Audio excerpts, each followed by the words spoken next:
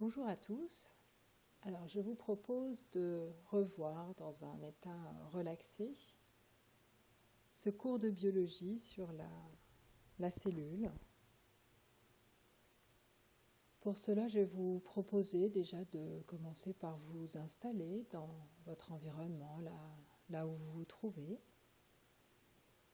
Vous pouvez, pour prendre racine dans cet environnement, vous installer dans cet environnement. Fermez les yeux si vous le souhaitez et puis accueillir toutes les sensations qui viennent de vos appuis. Saisir toutes ces sensations liées aux appuis, les appuis de vos pieds, de vos jambes.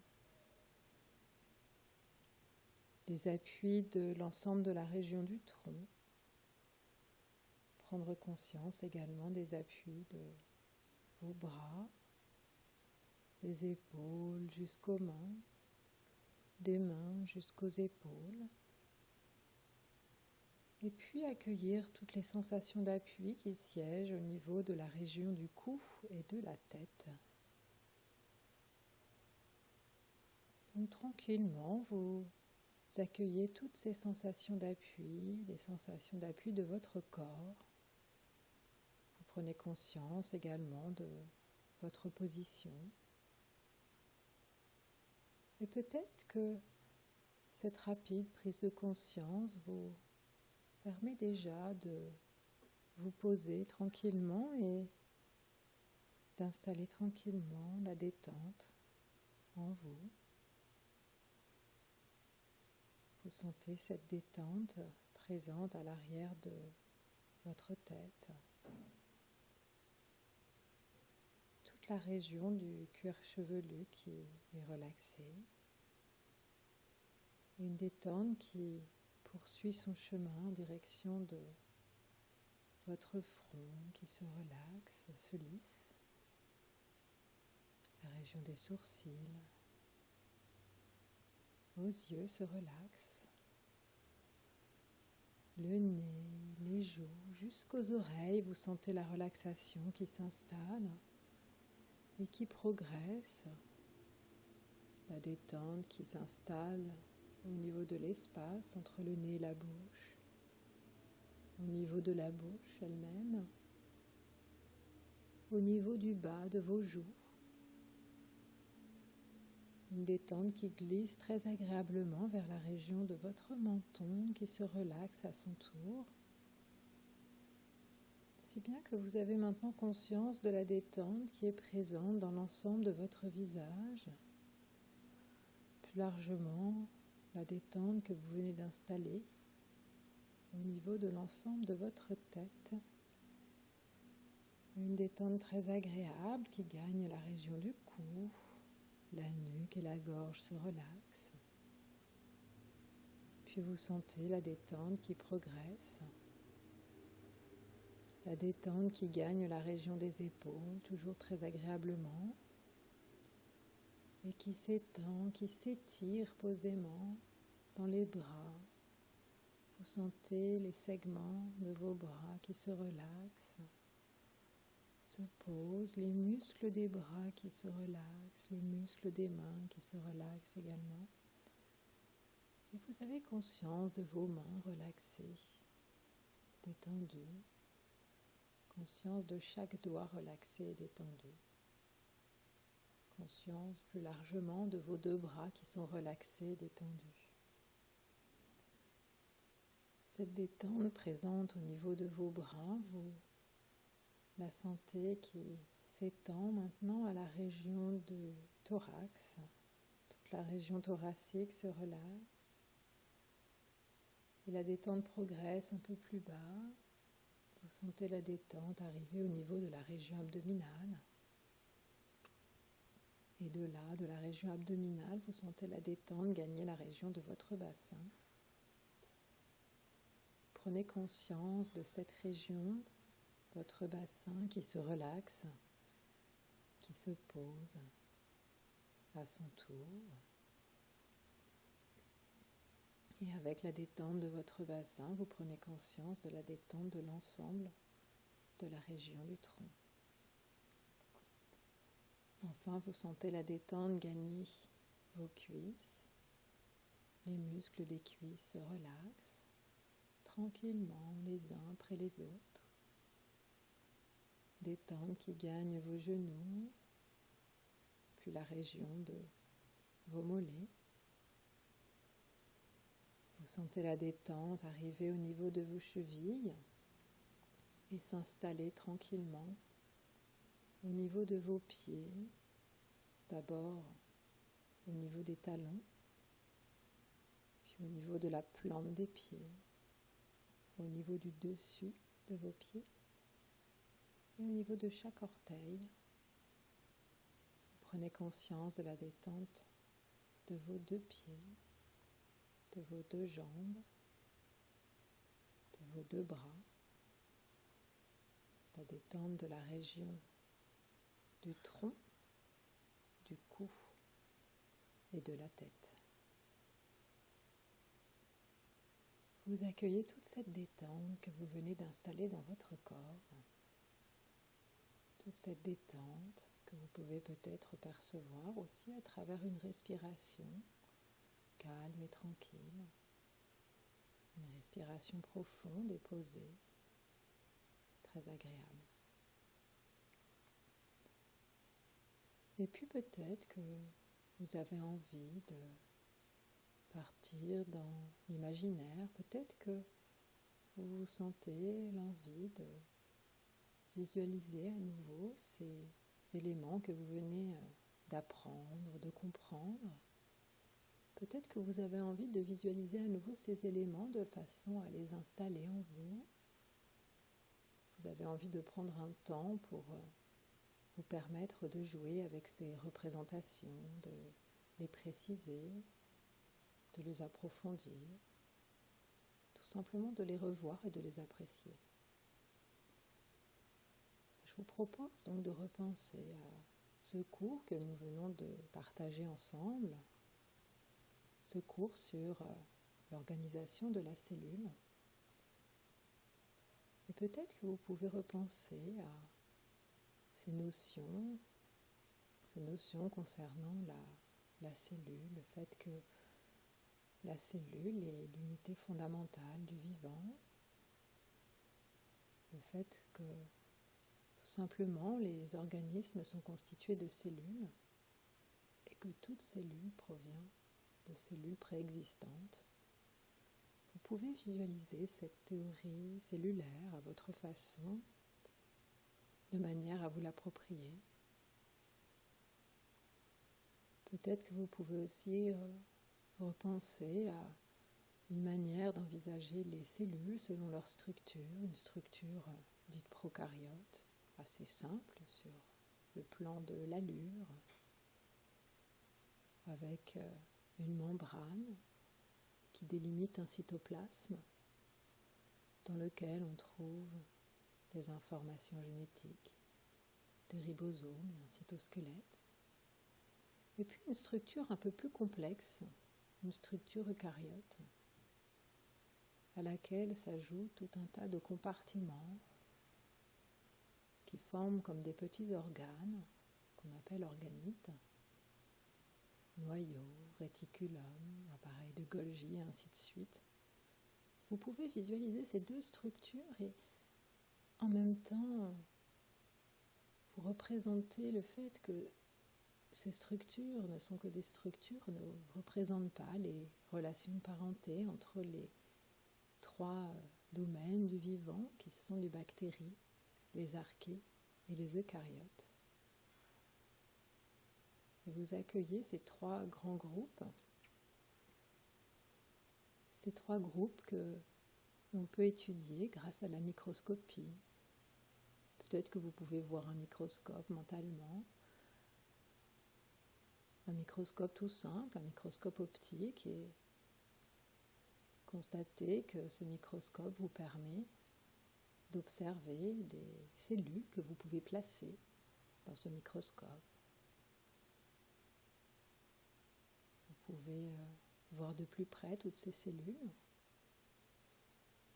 Et puis vous pouvez aussi vous amuser à changer de microscope. Vous pouvez utiliser un microscope électronique par exemple un microscope électronique à transmission qui vous permet de voir les cellules en coupe, ou bien un microscope électronique à balayage qui vous permet de voir les reliefs, la forme un peu 3D de ces cellules que vous observez. Ces cellules qui peuvent être des cellules bactériennes ou archéennes qui sont assez petites puisque leur taille est de l'ordre du micromètre,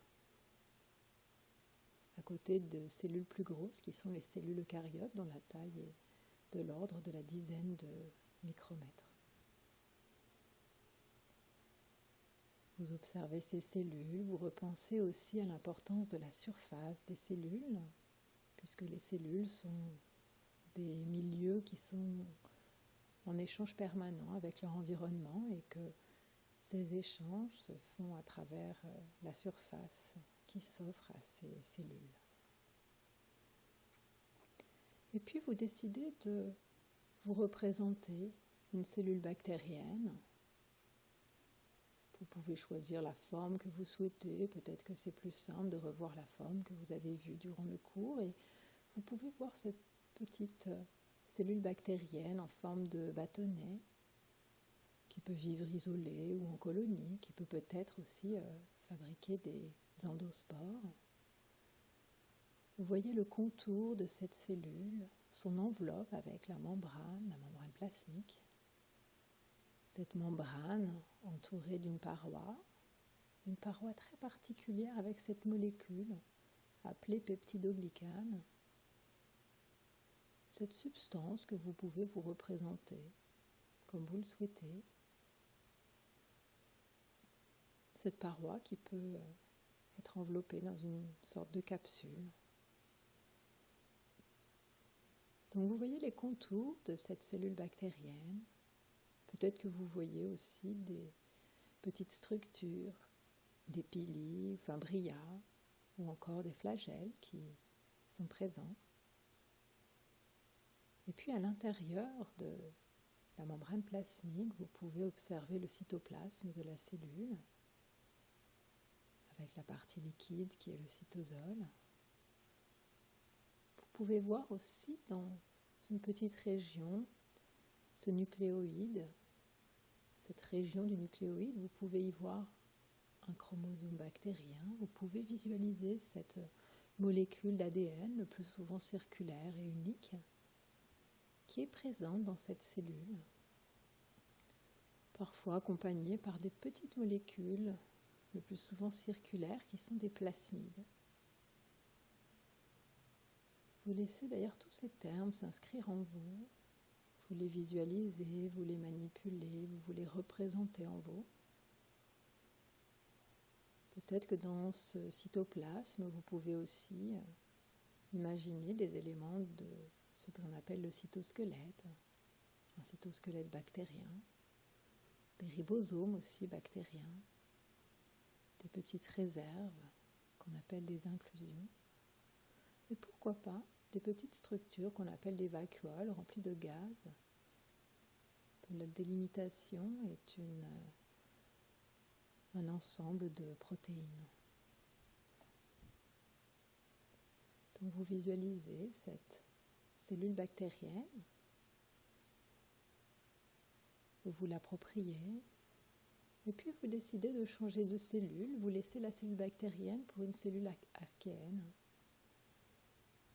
Et peut-être que là, vous pouvez ressentir un moment de surprise parce que vous voyez s'inscrire sur votre écran mental une représentation d'une cellule archéenne qui est une copie presque conforme de la cellule bactérienne.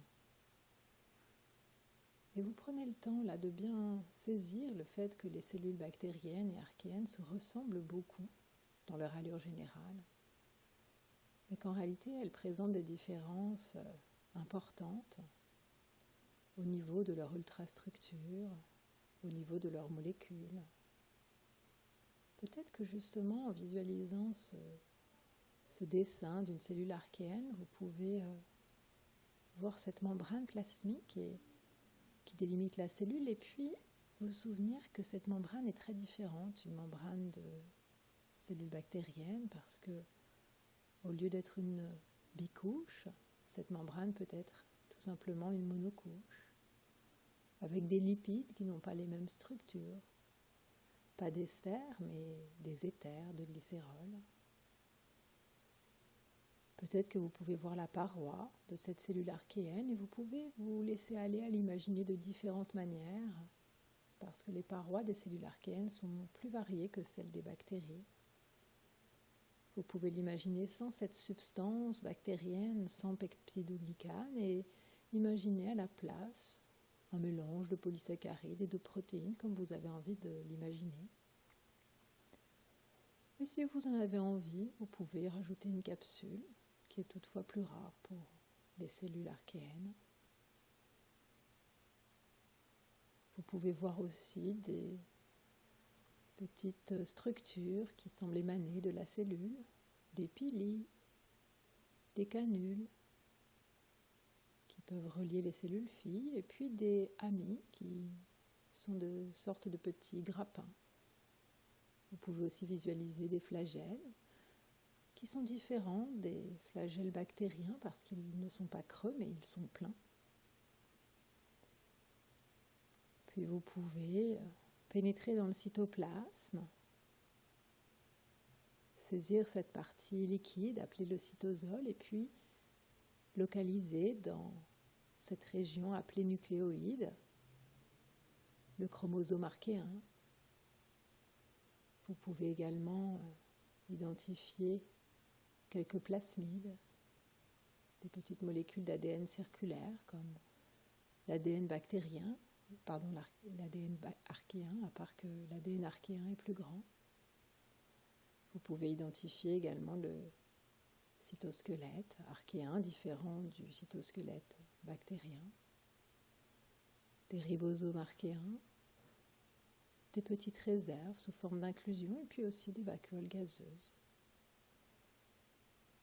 Donc vous prenez le temps de visualiser cette cellule archéenne. Vous prenez le temps pour prendre conscience justement des différences entre ces deux types de cellules, bactériennes et archéennes. Et puis vous allez quitter ces petites cellules de l'ordre du micromètre pour des cellules plus grosses, les cellules eucaryotes, d'une dizaine de micromètres, qui peuvent constituer des organismes pluricellulaires. Ces cellules eucaryotes dans lesquelles vous pouvez voir tout un tas de structures, comme des petits organes délimités par des membranes. Cette membrane qui peut d'ailleurs être entourée par de la matrice extracellulaire qui peut prendre la forme d'une paroi, comme chez les végétaux. Vous pouvez justement vous amuser à visualiser mentalement une cellule végétale avec sa paroi. Et vous pouvez aussi visualiser une cellule animale avec une matrice extracellulaire qui a une autre forme autour, qui peut être plus étendue, en tout cas qui ne va pas former de petites boîtes autour de la membrane. Cette membrane, vous pouvez la visualiser constituée de lipides en bicouches, avec des liaisons ester. Vous pouvez voir toutes les protéines qui sont présentes dans cette membrane plasmique, qui sont plus ou moins insérées profondément dans cette membrane et qui ont des rôles d'enzymes, des rôles dans la réception de molécules informatives, des rôles de transport, des rôles d'adhérence. Vous pouvez donc voir toutes ces protéines membranaires, qu'elles soient intrinsèques ou extrinsèques. Et puis, cette membrane que vous voyez, vous pouvez la voir comme une délimitation de la cellule, une délimitation qui n'est pas étanche, puisque les substances peuvent la traverser directement, pour certaines, comme les gaz, les molécules hydrophobes. Vous vous souvenez que dans ce cas-là, on utilise le terme de diffusion simple.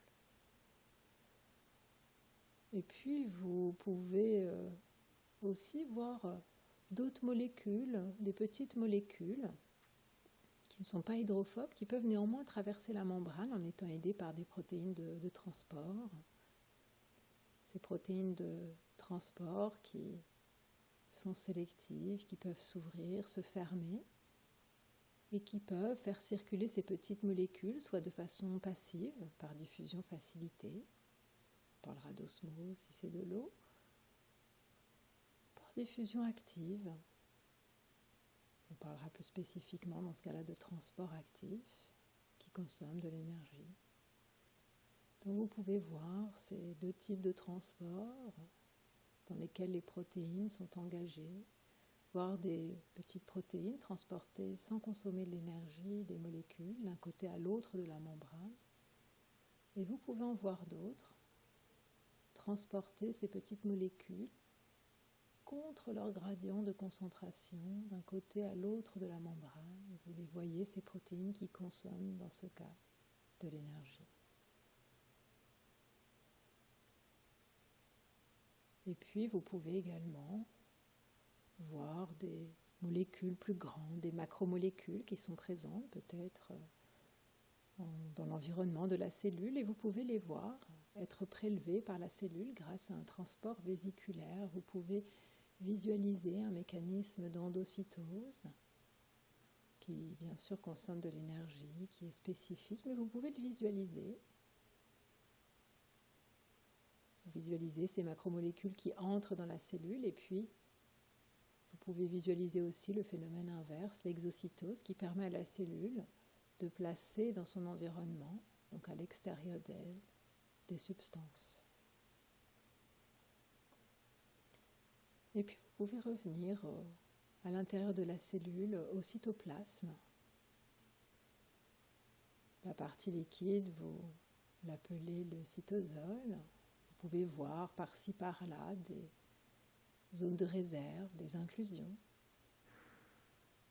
Vous pouvez voir des ribosomes, c'est le lieu de synthèse des protéines.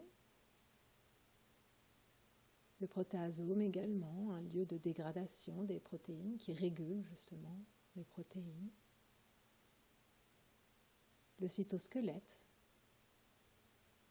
ce système squelettomoteur constitué de filaments protéiques qui peuvent se monter, se démonter comme un échafaudage. Vous pouvez les visualiser à votre manière. Visualisez ces trois catégories de représentants du cytosquelette. Les microfilaments qui sont les plus fins. Ces filaments d'actine qui peuvent être associés à des protéines motrices, appelées les myosines, et qui vont avoir un rôle de soutien de la membrane et de ses expansions, un rôle dans la division des cellules et dans le déplacement des organites. Vous pouvez voir également des représentants plus passifs de ce cytosquelette, les filaments intermédiaires, de taille intermédiaire comme leur nom l'indique, qui sont plus variés, qui ne sont pas associés à des protéines motrices et qui ont donc ce rôle plus passif. Vous pouvez les voir peut-être placés dans la cellule, qui maintiennent la forme de la cellule, qui amarrent les organites dans certaines parties de la cellule.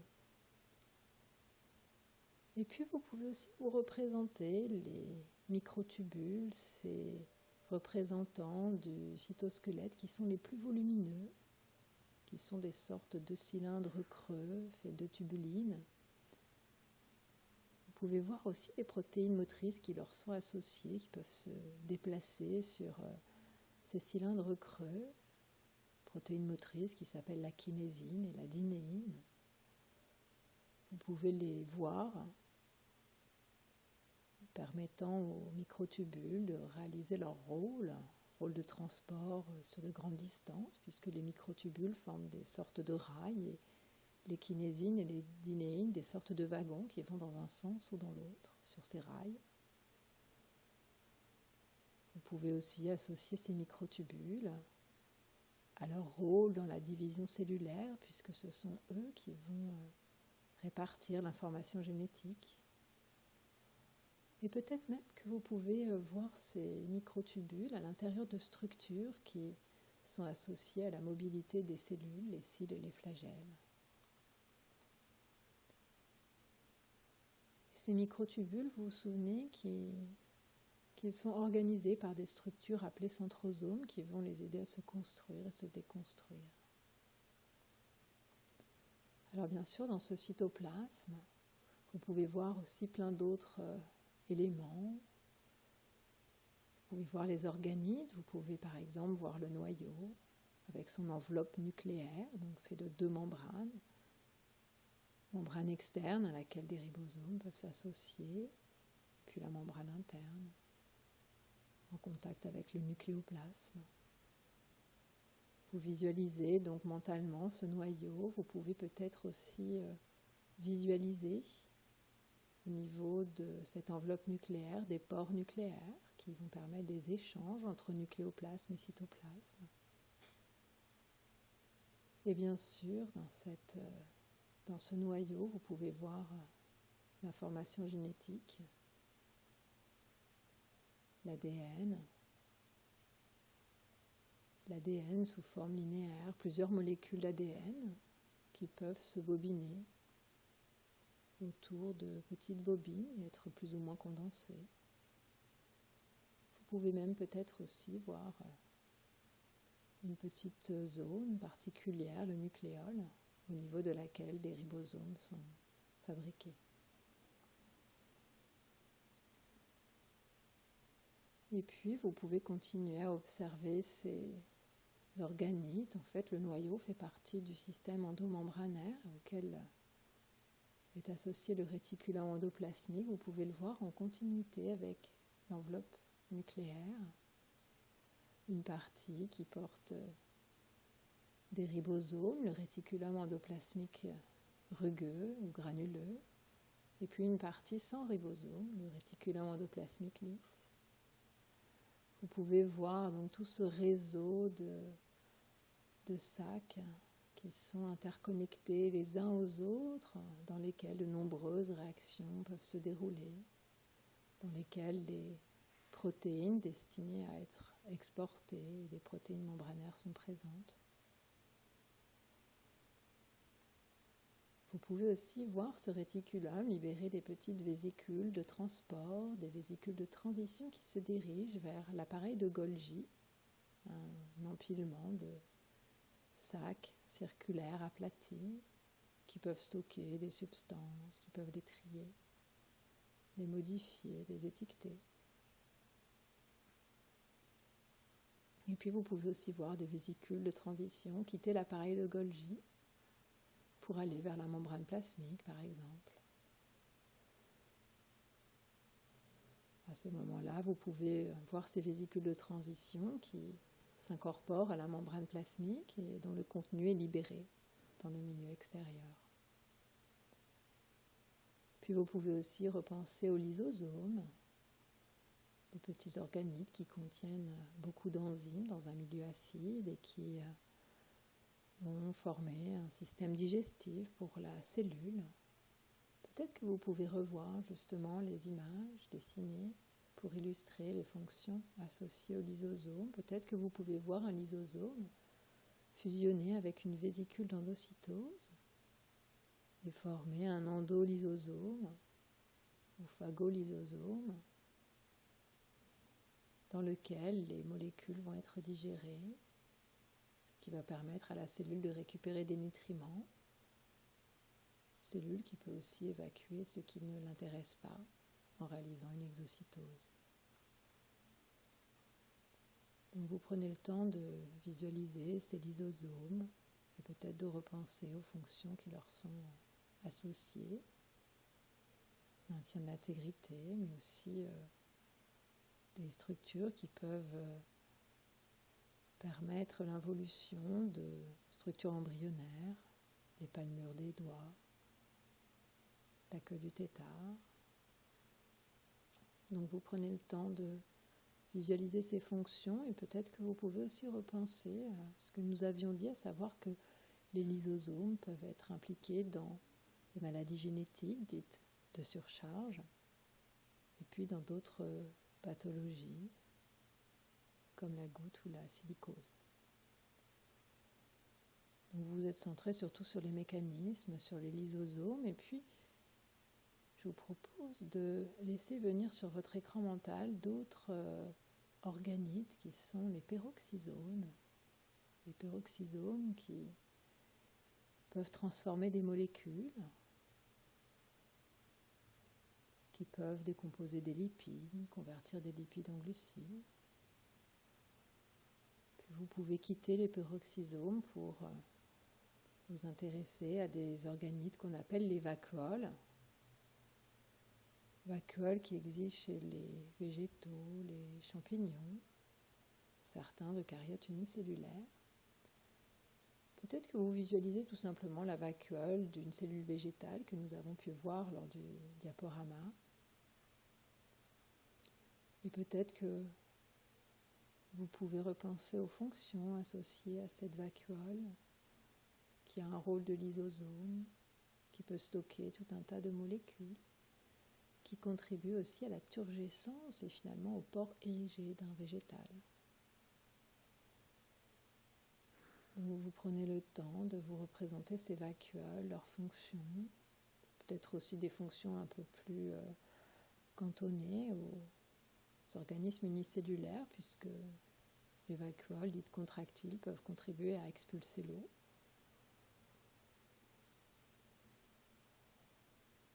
Et puis, à présent, vous allez visualiser les mitochondries. Vous pouvez donc visualiser les mitochondries d'une cellule. Mitochondries qui ont la taille d'une bactérie, qui sont les lieux de la respiration cellulaire dans des petites centrales énergétiques. Et vous voyez mentalement cette mitochondrie avec ses deux membranes, avec sa membrane interne qui présente tout un tas de plis, appelés des crêtes mitochondriales. Vous voyez la matrice mitochondriale à l'intérieur de la mitochondrie, dans laquelle se trouve de l'ADN, un ADN circulaire, et puis des petits ribosomes qui ressemblent à ceux des bactéries. Peut-être que vous pouvez aussi vous souvenir qu'il y a d'autres types de mitochondries qui existent. Et puis finalement, vous avez envie de vous représenter un autre organite, les chloroplastes à présent, qui existent dans les cellules végétales, chez certains unicellulaires également. Les chloroplastes aussi, ils ont la taille d'une bactérie. C'est dans les chloroplastes que s'accomplit la photosynthèse qui permet de fabriquer de la matière organique à partir de dioxyde de carbone, d'eau et de lumière, d'énergie lumineuse chez les végétaux. Et vous visualisez mentalement un chloroplaste. Vous pouvez voir, comme pour la mitochondrie, une membrane double, une double membrane, avec un espace entre les deux membranes, l'espace intermembranaire. Vous pouvez voir à l'intérieur du chloroplaste le stroma, dans lequel se trouvent des empilements de petits sacs aplatis, des thylakoïdes. Vous voyez ces petits empilements qui forment des granats. Et puis aussi dans le stroma, vous pouvez voir de l'ADN, un ADN circulaire.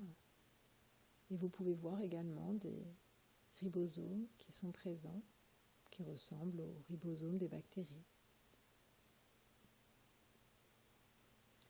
Et puis vous repensez au fait qu'il existe différents types de plastes. À côté des chloroplastes existent les leucoplastes, qui peuvent être des lieux de synthèse ou de stockage.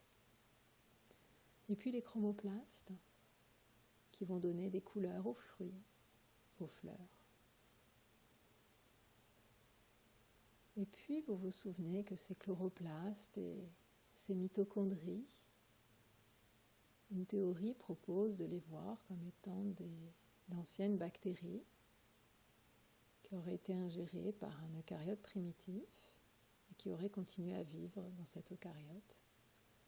Peut-être que vous pouvez visualiser les schémas explicatifs de cette théorie endosymbiotique qui explique aussi la présence de ces ribosomes et de cet ADN circulaire dans les chloroplastes et mitochondries qui font penser aux bactéries. théorie endosymbiotique qui est à mettre aussi en lien avec la double membrane des mitochondries et chloroplastes. Vous venez de visualiser tout ce qu'il y a à l'intérieur donc, de ces cellules eucaryotes. Vous pouvez aussi vous poser la question de ces êtres eucaryotes qui, pour certains, sont pluricellulaires, pluricellularité qui impose une dépendance des cellules les unes avec les autres, lesquelles cellules vont avoir besoin de communiquer. Vous pouvez imaginer ces cellules d'un organisme pluricellulaire qui sont en relation, soit à distance, en échangeant des molécules, soit grâce à des contacts directs.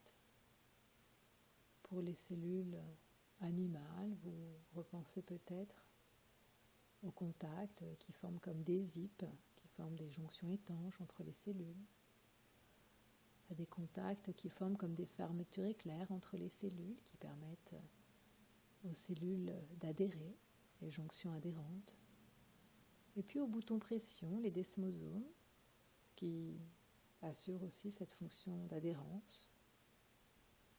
Et puis peut-être ces petits tubes aussi qui existent, les jonctions communicantes qui mettent les cellules en contact direct les unes avec les autres.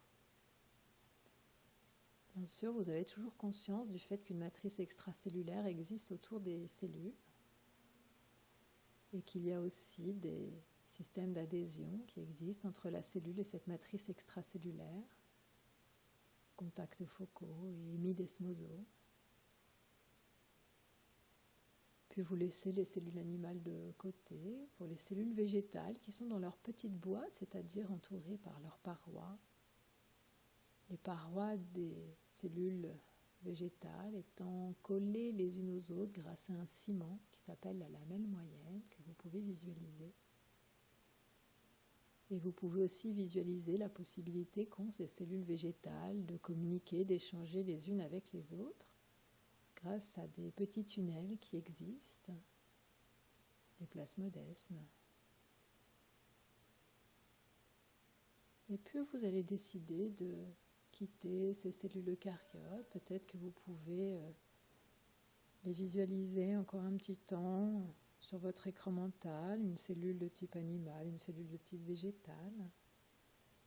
Puis vous les laissez s'estomper et vous allez terminer avec quelques visualisations qui concernent des structures qui ne sont pas des cellules, des structures qu'on appelle des virus, qui sont donc acellulaires et qui sont des agents pathogènes, qui sont des parasites des cellules, des parasites intracellulaires obligatoires de ces cellules, puisque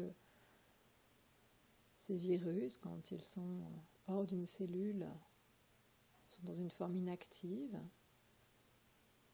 Ils ne vont entrer dans une forme active que lorsqu'ils ont pénétré dans une cellule. La cellule qui va être détournée et dont le métabolisme va servir le virus, les virus qui vont ainsi être multipliés. Peut-être que vous pouvez voir toute une diversité de virus et aussi vous représenter le fait que les virus ont une grande spécificité pour les cellules qu'ils parasitent et qu'il existe tout un tas de catégories de virus, et notamment des virus qui ne vont s'intéresser qu'aux bactéries, d'autres qu'aux archées et d'autres qu'aux eucaryotes. Puis vous pouvez repenser à la structure d'une particule virale, la structure d'un virion. Peut-être que vous pouvez voir cette petite boîte, la capside, de nature protéique, avec sa forme géométrique, qui renferme une information génétique qu'on appelle nucléocapside, qui peut être un ADN ou un ARN, simple brin, double brin, linéaire, circulaire, segmenté. En tout cas, vous voyez cette boîte protéique qui renferme cette information génétique. Puis parfois, certains virus vont être un peu plus complexes. Des enzymes peuvent être présentes, des enzymes inactives peuvent être présentes dans la boîte et une enveloppe peut englober la boîte, une enveloppe qui est un morceau de membrane qui a été prélevé sur l'hôte et qui est plein de protéines virales. Donc vous pouvez visualiser des virus dits enveloppés quand l'enveloppe est présente et des virus nus quand l'enveloppe est absente. Peut-être que vous prenez conscience du fait qu'une particule virale est une structure assez simple, une coque protéique enfermant de l'information génétique finalement. Mais il y a des structures encore plus simples puisqu'il y a ce que l'on appelle des viroïdes qui ne sont qu'une molécule d'ARN et des prions qui sont des protéines. Donc vous visualisez ces éléments sur votre écran mental, vous les laissez s'inscrire en vue de les mémoriser. Et puis vous pouvez tout simplement, à présent, laisser ces images repartir, sachant que vous pourrez les convoquer à nouveau quand vous en aurez envie. Et puis vous revenez tout simplement aux sensations qui sont les vôtres, les sensations de votre corps installé, posé, les sensations de détente qui sont les vôtres. Et puis après avoir accueilli tous ces éléments, je vais vous proposer de retrouver votre état d'éveil habituel. Donc toujours les yeux fermés, vous pouvez revoir l'environnement tout autour de vous, les éléments de la pièce dans laquelle vous êtes, du lieu dans lequel vous êtes, le sol, les murs éventuels, le plafond, tous les éléments qui se trouvent dans votre environnement, vous les revoyez, vous sentez que tout cela vous permet de commencer à regagner petit à petit votre état d'éveil habituel. Vous allez aussi réentendre tous les bruits dans votre environnement et tous ces bruits que vous entendez à nouveau vous permettent petit à petit de retrouver votre tonus d'éveil habituel. Peut-être que vous avez d'ailleurs envie de remuer les mains, les pieds, peut-être que vous avez envie de vous étirer, vous n'hésitez pas à le faire, étirer les mains, les bras, les jambes, les pieds, l'ensemble du corps. Et le fait de s'étirer vous permet de retrouver votre état d'éveil habituel. Vous pouvez aussi ajouter des grandes respirations profondes, dynamisantes, en inspirant fortement. Et puis en expirant, en faisant du bruit, de façon à retrouver votre tonus d'éveil. Vous pouvez multiplier ces étirements, ces grandes respirations profondes et dynamisantes. Et puis, quand vous le souhaiterez, quand vous estimez que votre état d'éveil est à nouveau présent, vous pourrez tranquillement ouvrir vos yeux et retrouver pleinement cet état d'éveil. Donc, je vous laisse retrouver votre état d'éveil habituel et je vous dis à bientôt.